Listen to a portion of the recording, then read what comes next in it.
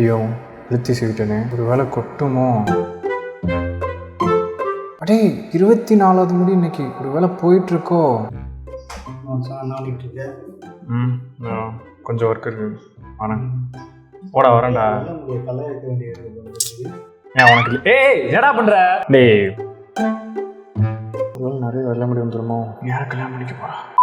நானும் இந்த மாதிரி தான் முடி கொட்டினப்பெல்லாம் ரொம்ப க்ரியேட்டிவாக யோசிச்சுட்டு இருப்பேன். அப்படி யோசிச்சிருக்க டைமில் கொஞ்சம் ஆன்லைனில் போயிட்டு ரிசர்ச் பண்ணினாலே தெரிஞ்சிருக்கும் இதெல்லாம் உண்மையா பொய்யா அப்படின்னு. ஏன்னா எனக்கு ரெகுலராக டிஎம்ஸ் வரும், ப்ரோ எனக்கு இந்த மாதிரி ஆச்சுன்னா முடி கொட்டிடுமா, நான் இதெல்லாம் பண்ணுறேன் அதனால முடி கொட்டிடுமா. ரீசெண்டாக கூட நான் ஜிம்மில் ஒர்க் அவுட் பண்ணிட்டு இருந்தேன். ஒரு பையன் வந்து சப்ஸ்கிரைபர் போல் சைலண்ட்டாக வந்து பக்கத்தில் உட்காந்தான். ப்ரோ நான் உங்கள் வீடியோலாம் பார்ப்பேன். Okay bro thank you bro. இல்லை எனக்கு ஒர்க் அவுட்டில் நிறைய பண்ணால் முடி கொட்டுமா? நான் இந்த டாக்டர் படத்தில் சொல்லல முடி கொட்டுதே மருந்து இருக்கா அப்படின்ற மாதிரி. இப்போ இந்த மாதிரி நிறைய பேருக்கு நிறைய ஒப்பீனியன்ஸ் இருக்கும். இந்த ஒப்பீனியன்ஸ்லாம் கொஞ்சம் நாளில் மித்ஸாக மாறிடும். ஸோ அந்த மித்ஸ் எல்லாம் இன்றைக்கி பர்ஸ்ட் பண்ண போகிறோம். அதுதான் இந்த வீடியோவில் கம்ப்ளீட்டாக ஒரு 7 மித்ஸ் பார்க்க போகிறோம். ஹேர் லாஸ் மித்ஸ், அதெல்லாம் உண்மையாக மித்தினாலே போய் தானே. ஸோ அந்த லிஸ்ட் எல்லாத்தையும் இந்த வீடியோவில் கம்ப்ளீட்டாக பார்க்கலாம். அப்போ தான் நீங்கள் ஒவ்வொரு டைமும் ஐயோ நமக்கு ஹேர் லாஸ் ஆகுதா, ஒருவேளை இது பண்ணால் ஹேர் லாஸ் ஆகிடுமோ, இது பண்ணால் ஹேர் லாஸ் ஆகாதா, அது மாதிரி எந்த ஒரு கன்ஃபியூஷனும் இல்லாமல் இருக்கணுன்றதுக்காக let's get started. Number 1 myth, நம்மளோட ஹேர் வந்து ரொம்ப திக்காக இருந்துச்சுன்னா நமக்கு ஹேர் லாஸ் ஆகவே ஆகாது. This is a complete myth. அப்படிலாம் ஒன்றுமே கிடையாது. நம்ம ஹேரோட டென்சிட்டிக்கும் நம்ம ஹேர் லாஸ் ஆகிறதுக்கும் கொஞ்சம் கூட சம்மந்தமே கிடையாது. இந்த தின்னான ஹேர் இருந்துச்சுன்னா நமக்கு வந்து முடி கொட்டிடும், திக்கான ஹேர் இருந்துச்சுன்னா அப்படி எதுவுமே கிடையாது. அது ஏன் அப்படி நிறைய பேர் நினைக்கிறாங்கன்னா, நம்ம ஹேர் வந்து திக்காக இருந்துச்சுன்னா டென்ஸ் கம்மியாக இருந்தாலும் நம்மளோட ஸ்கேல்ப்பை கம்ப்ளீட்டாக கவர் பண்ணிட முடியும். பட் தின்னாவும் இருந்து டென்ஸ் கம்மியாக இருந்துச்சுன்னா நம்மளோட ஸ்கேல்ப்பை கவர் பண்ண முடியாது. இது ஒன்று தான் டிஃப்ரென்ஸே தவிர திக்காக இருந்துச்சுன்னா ஹேர் லாஸ் ஆகாது, தின்னாக இருந்துச்சுன்னா ஆகும். No. So hair loss is again genetics. Mostly நம்மளோட கண்ட்ரோலில் கிடையாது.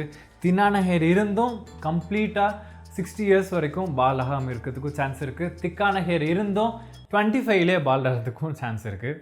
ஸோ செகண்ட் மித் என்னன்னா, ஹேர் நம்ம எவ்வளோக்கு எவ்வளோ அதிகமாக கட் பண்ணுறோமோ அவ்வளோக்கு எவ்வளோ நமக்கு முடி நல்லா வளரும்ன்றது. இதுவும் மித்து தான். ஹேர் க்ரோத் ரேட் கூட கம்ப்ளீட்டாக ஜெனட்டிக்ஸ் தான். நம்ம ரெகுலர் இன்டர்வல்ஸில் கட் பண்ணுறதுனாலையோ இல்லை ரெகுலராக ஏதாச்சும் அப்ளை பண்ணுறதுனாலையோ ஹேர் க்ரோத் ரேட்டை நம்மளால் ரொம்ப மேக்ஸிமைஸ்லாம் பண்ணிட முடியாது. நம்ம ஜெனட்டிக்ஸ் படி நமக்கு எவ்வளோ ஹேர் க்ரோத் ரேட் இருக்கோ அதுதான் இருக்கும். ரொம்ப பெரிய இம்பாக்ட் கிரியேட் பண்ண முடியலனாலும் ஒரு ஸ்லைட் டிஃப்ரென்ஸை நம்மளோட டயட் மூலமா கிரியேட் பண்ண முடியும். For example iron, zinc, vitamin D, protein, omega three fatty acid, biotin இந்த மாதிரியான சப்ஸ்டன்ஸ்லாம் நம்மளோட டயட்டில் இருந்துச்சுன்னா கொஞ்சம் டிஃப்ரென்ஸ், கொஞ்சம் நம்மளோட ஹேர் க்ரோத்தை வந்துட்டு அதிகப்படுத்த முடியுமே தவிர மேசிவாலாம் எதுவுமே நடந்துடாது. பட் இது எல்லா சப்ஸ்டன்ஸையும் நம்மளோட டெய்லி டயட்டில் கொண்டு வர்றது ரொம்ப கஷ்டம். அட்லீஸ்ட் எனக்கு ரொம்பவே கஷ்டம். So that's why I use Man Matters hair gummies. இது ஒரு சிம்பிள் வைட்டமின் சப்ளிமெண்ட் இந்த form of chewable gummy. Essential nutrients எல்லாத்தையும் பேக் பண்ண இந்த கம்மி நம்மளோட ஹேரை ஸ்ட்ரெங்தன் பண்ணுறதுக்கு ரொம்பவே ஹெல்ப்ஃபுல்லாக இருக்குது. இதில் பயோட்டின் ஒரு மெயின் இன்க்ரீடியண்ட்டாக இருக்குது, ஜிங்க் இருக்குது, multi vitamins like A, C and E இருக்குது, 20 கேஷ்யூஸில் இருக்க ஜிங்க் இந்த ஒரே கம்மியில் இருக்குது, ½ cup of carrot, ½ cup of orange, 20 ஆல்மண்டில் இருக்க vitamin A, C and E இந்த ஒரே கம்மியில் இருக்குது. ஸோ டெய்லியும் ஒரே ஒரு கம்மி கன்சியூம் பண்ணால் போதும். அது நம்மளோட ஹேர் பிரேக்கேஜை கண்ட்ரோல் பண்ணும், நம்மளோட ஹேர் திக்காக வச்சுக்கிறதுக்கு ஹெல்ப் பண்ணும், ஹேர் தின்னிங்கை ப்ரிவென்ட் பண்ணும், plus it stimulates collagen production. அது நம்மளோட ஹேர் ஏஜிங்கை ப்ரிவென்ட் பண்ணும். நீங்கள் பெஸ்ட் ரிசல்ட் பார்க்கணுன்னா 2 to 3 monthsக்கு டெய்லியும் ஒரே ஒரு கம்மி கன்சியூம் பண்ணால் போதும். நான் ஆல்ரெடி 3 monthஸாக கன்சியூம் பண்ணிட்டு இருக்கேன். என்னோட டயட்டில் இருக்க அந்த நியூட்ரிஷன் கேப்பை என்னால் ஈஸியாக ஃபில் பண்ணிக்க முடியும். ஒரு டேப்லெட் மாதிரி இல்லாமல் it's very convenient to consume, completely safe, 0 side effects, it's sugar free, gelatin free plus 100% vegan. Man மேட்டர்ஸோட ஹேர் கம்மி லிங்க் நான் டிஸ்கிரிப்ஷனில் கொடுக்குறேன். ப்ளஸ் அடிஷனல் கூப்பான் கோடும் கொடுக்குறேன். அது யூஸ் பண்ணிங்கன்னா ஸ்பெஷல் டிஸ்கவுண்ட் நீங்கள் அவைல் பண்ணிக்கலாம். உங்களுக்கு hair, skin, weight, sexual performance, hygiene ரிலேட்டடாக எந்த டவுட்ஸ் இருந்தாலும் பரவாயில்ல, மேன் மேட்டர்ஸோட அஃபிஷியல் லிங்க் போய் செக் பண்ணி பாருங்க. ஃப்ரீ டாக்டர் கன்சல்டேஷன் ப்ரொவைட் பண்ணுறாங்க, அது கூட அவைல் பண்ணிக்கலாம். It's completely free. Okay, next hair myth என்னன்னா, நம்ம ஸ்கேல்ப்பையும் ஹேரையும் க்ளீனாக வச்சுக்கணும்னா அதுக்கு டெய்லியும் நம்ம ஷாம்பு அப்ளை பண்ணணும் அப்படின்றது தான். It's a complete myth, not true at all.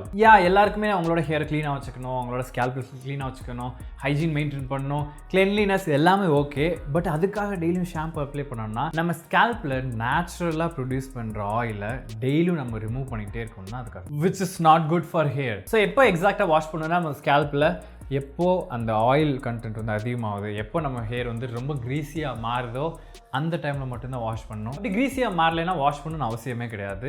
நான் ஒரு 3 டேஸ்க்கு ஒன்ஸ் 2 டேஸ்க்கு ஒன்ஸ் வாஷ் பண்ணுவேன். ஏன்னா அப்போ தான் எனக்கு க்ரீஸியாக கன்வெர்ட் ஆகும் என்னோட ஹேர். பட் உங்களுக்கு 2 டேஸில் ஆச்சுனாலும் பரவாயில்ல, 4 டேஸ் ஆச்சுனாலும் பரவாயில்ல, அதுக்கு ஏற்ற மாதிரி நீங்கள் ஹேர் வாஷ் பண்ணலாம். I mean using shampoo.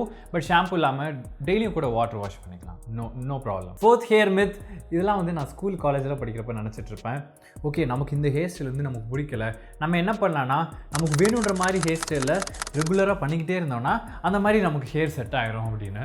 நம்ம எவ்வளோ தான் ரெகுலராக நமக்கு வேணுன்ற பொசிஷனில் கோம் பண்ணாலும், என்ன தான் ப்ளோ ட்ரையர் யூஸ் பண்ணாலும், என்ன தான் ப்ராடக்ட்ஸ் யூஸ் பண்ணாலும், நமக்கு ஹேர் டிரெக்ஷன் என்னவோ அதுபடி தான் நம்ம ஹேர் இருக்கும். அதை கம்ப்ளீட்டாக சேஞ்ச் பண்ணவே முடியாது. மேபி டெம்பரரியாக சேஞ்ச் பண்ணலாமா இருக்கும், இல்லை லாங் ஹேர் வளர்க்குறது மூலயமா சேஞ்ச் பண்ணுற மாதிரி இருக்கும். பட் நம்மளோட ஹேர் டிரெக்ஷன்னா அது அங்கே தான் இருக்கும், அதை சேஞ்ச் பண்ணவே முடியாது. நான் காலேஜ் படிக்கிறப்ப என்னெல்லாம் பண்ணுவேன்னா, எனக்கு வேணுன்ற நம்ம டிரெக்ஷனில் அப்படி கோம் பண்ணிவிட்டு நைட் ஃபுல்லாக அதே டிரெக்ஷனில் வச்சு படுத்து எந்திரிச்சோன்னே காலையில் நம்ம ஹேர் ஸ்டைலை சேஞ்ச் பண்ணிட்டோம் அப்படின்னு தோணும்.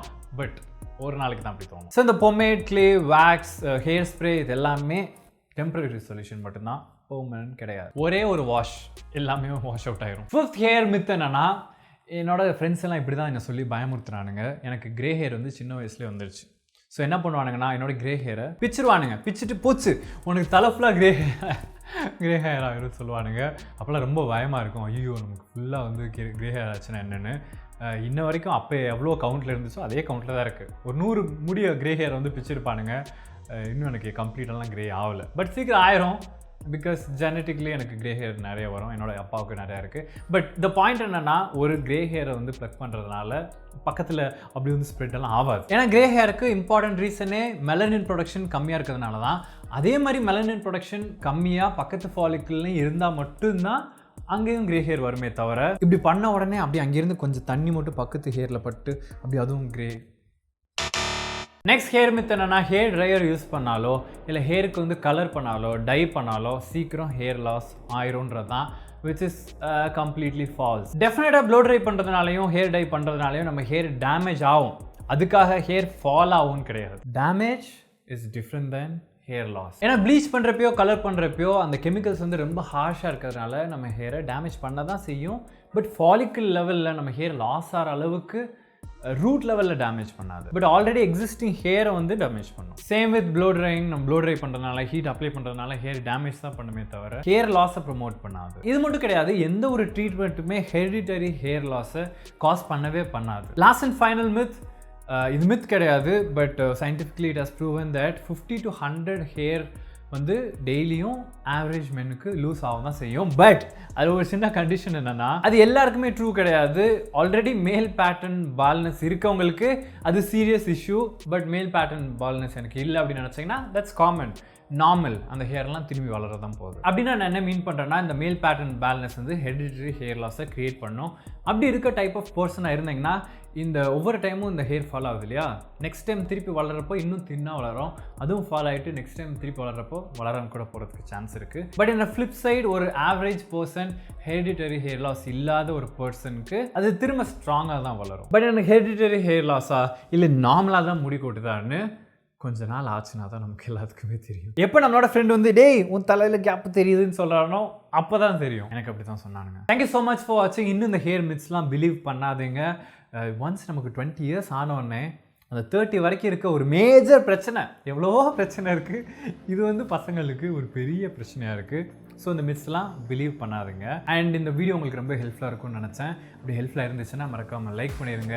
And if you want to join the community, subscribe பண்ணிடுங்க. நம்ம நெக்ஸ்ட் வீடியோவில் பார்க்கலாம். See you, do what you love, be confident, stay happy, limited time. ராகுல்.